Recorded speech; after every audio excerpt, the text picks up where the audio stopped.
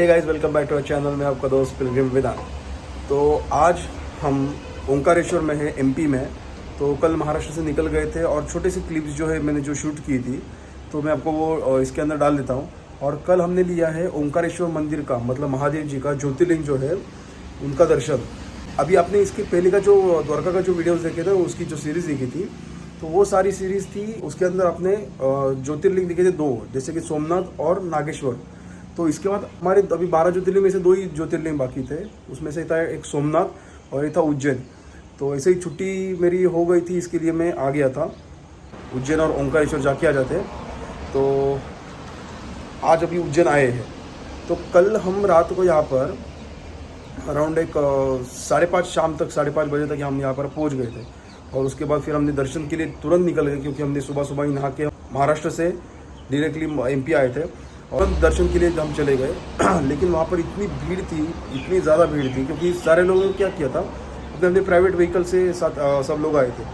उसके वजह से सारे लोगों के प्राइवेट व्हीकल्स सारे वहाँ पर, और लोकल व्हीकल्स और टैक्सीज और ऑटो, उसकी वजह से इतनी सारी भीड़ हो गई थी और ट्रैफिक जाम हो गया था कि जल्दी से पार्किंग के लिए जगह नहीं मिल रही थी। और उन्होंने ट्रस्ट वालों ने हमसे 50 रुपये का गाड़ी का जो एंट्री थी उसके लिए ले ली थी।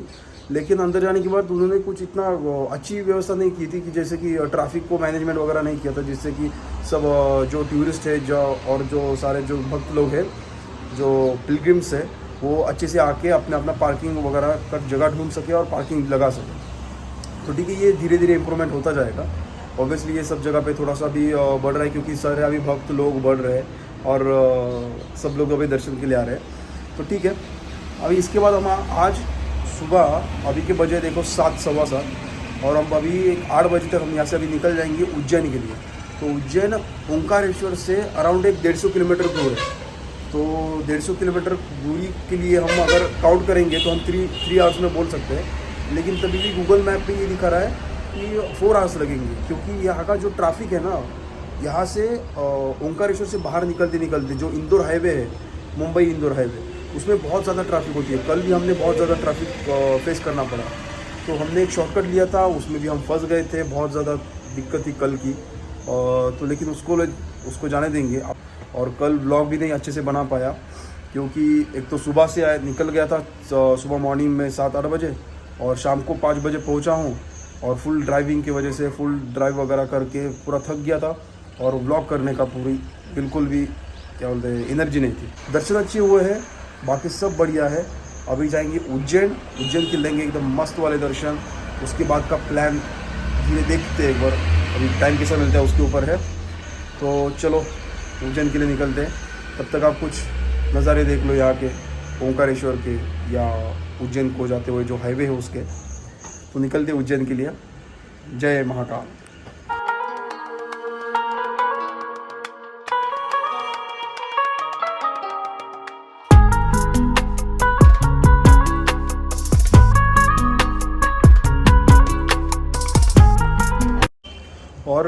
और एक बताते बात रह गई थी। हुआ ऐसा था कि कल हम जब शाम को यहाँ पर पहुँच गए, तो खाना खाने के बाद हमने बहुत सारी जगह पे यहाँ पे लॉजिंग वगैरह है और होटल्स भी है, बहुत सारे होटल्स है। और लोगों ने, लोकल जो लोग हैं, उन्होंने भी अपने अपने रूम्स निकाल के अपना होटल शुरू कर दिए है। उसका कुछ अलग से कुछ उन्होंने एंट्री वगैरह की है नहीं की है पता नहीं। तो बहुत सारे लोगों ने अपने अपने पर्सनल्स भी जो घर है उनको भी होटल्स जैसा बना के रख दिया। तो लेकिन ठीक है, सेफ्टी के हिसाब से हमें अच्छा वाला होटल देखना है, जहाँ पे फैमिली के साथ अगर आते होंगे तो हमें अच्छा रूम देखना पड़ेगा, जिससे कि फैमिली कंफर्टेबल हो और हम भी कंफर्टेबल होंगे। उसके लिए रहना है, आई नो दैट कि रहना है हमें सिर्फ नाइट के लिए, और एक नाइट अगर गुजार दिया और फिर नेक्स्ट डे मॉर्निंग तो हमें निकलना ही पड़ता है हर जगह से। क्योंकि हमने यहाँ पे एक रेस्टोरेंट था नीचे में, द तमन्ना पैलेस बोल के। तो ये मंदिर से अराउंड 2 किलोमीटर्स और 2.5 किलोमीटर्स दूरी पे है।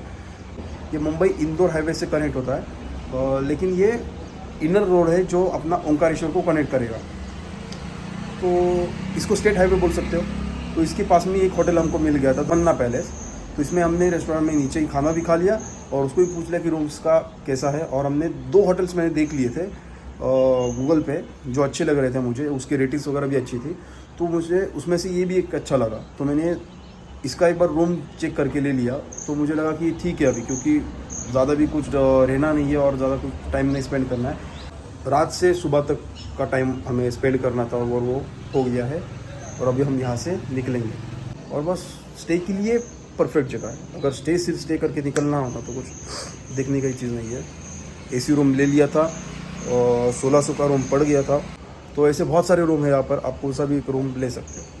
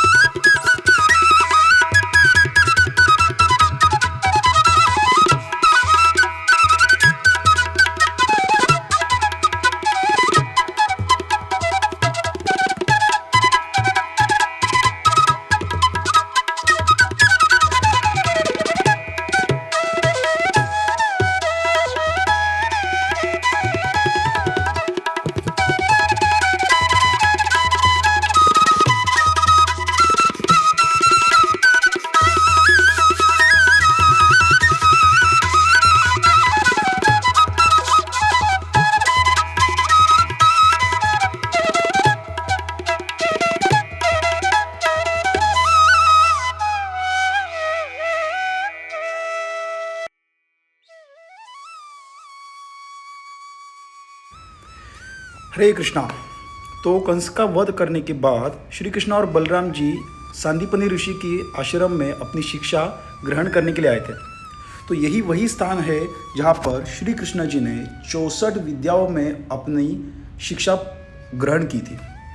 बलराम जी और श्री कृष्ण 64 दिनों तक 64 विद्या सीख गए थे। और आप देखोगे कि हर एक मंदिर में आप भगवान श्री कृष्ण को बांसुरी के साथ देखोगे, लेकिन यही एक ही स्थान है जहाँ पर श्री कृष्ण आपको बांसुरी के साथ नहीं तो आपको वेद कलम और पुस्तिका के साथ दिखेंगे। क्यों? क्योंकि यहाँ पर श्री कृष्ण जी अपनी विद्या ग्रहण करने के लिए आए थे। किसके साथ? बलराम जी के साथ। तो बहुत सारी ऐसी लीलाएं भगवान श्री कृष्ण ने यहाँ पर की थी। जैसे कि एक लीला है, कृष्ण और बलराम पासी के एक जंगल में लकड़ी तोड़ने के लिए गए थे और वहीं पर एकदम जोर से तूफान जैसी बारिश आ गई और कृष्ण बलराम जी वहीं पर फंस गए। और जैसे ही यही बात सांदीपनि ऋषि को पता चली तो तब सांदीपनि ऋषि ने अपने छात्रों को लेकर कृष्ण और बलराम को ढूंढने के लिए उसी जंगल में निकल पड़े थे।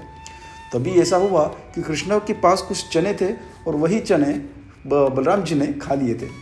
तो ये सुंदर पास टाइम भी यहीं पर हुआ था। और आप देखोगे भगवान श्री कृष्ण ने भी गुरु स्वीकार किए थे।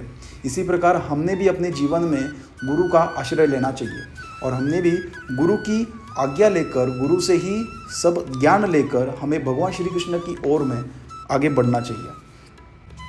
तो उज्जैन के महाकालेश्वर टेम्पल के पास ही में कुछ किलोमीटर के अंतर पर ही आपको ये आश्रम मिल जाएगा और इसके अंदर बहुत अच्छी अच्छी चित्रकला और बहुत अच्छी सी पेंटिंग की गई है, जिससे कि आपको पता चलेगा कि भगवान श्री कृष्ण ने यहाँ पे क्या क्या लीला की थी और ये कैसे उन्होंने 64 विद्याएं सीखी थी। Welcome back. तो उज्जैन का दर्शन हमारा हो गया था। महाकालेश्वर का जो मंदिर था शिव जी का, तो मंदिर के लिए एक्चुअली 3 से 4 कुछ तो भी गेट्स है। तो आप अगर आपके पास अगर कोई बुजुर्ग होगा या सीनियर सिटीजन होगा ना, तो आप गेट नंबर 1 उनको छोड़ने के लिए बोल देना। आप जहाँ पे अगर पार्किंग लगाओगे गाड़ी की अपनी, यहाँ पर अगर आप अपने व्हीकल से आओगे, प्राइवेट व्हीकल से या टैक्सी करके आओगे, तो आपका एक प्राइवेट व्हीकल का एक अलग से पार्किंग लगाया हुआ है। तो वो पार्किंग आप जब वो पार्किंग में लगाओगे गाड़ी, उसके ही थोड़ा सा आगे आने के बाद या पीछे नीचे आने के बाद उनको एक फ्री सेवा का पूछ लो, जो सीनियर सिटीजन्स के लिए और वीआईपी लोगों के लिए उन्होंने कुछ इलेक्ट्रिक व्हीकल का कुछ अरेंजमेंट किया हुआ है। जो टेम्पल का जो कॉरिडोर है ना, वो बहुत बड़ा है। तो वहाँ पर घूमने के लिए और मंदिर के जाने के लिए या अलग अलग जो गेट्स है, मैंने जो बोले अभी 4 से 5 गेट्स है दर्शन के लिए, वो अलग अलग गेट्स में वो आपको छोड़ के आ जाएंगे। तो उसका भी फ्री ऑफ कॉस्ट है। वो सीनियर सिटीजन्स के लिए भी फ्री है और उनके कुछ मेंबर्स के लिए 2 मेंबर्स उनके साथ में आप अलाउ कर देते हैं। और अगर वो पॉसिबल नहीं है, कोई बुजुर्ग नहीं आपके पास, तो एक वीआईपी भी सर्विस होती है। तो उसके लिए वो कुछ अलग से वो पहचान वगैरह दिखानी पड़ती है। लेकिन बुजुर्ग तो हमारे साथ होते ही है, कोई ना कोई तो भी आ ही जाते हैं।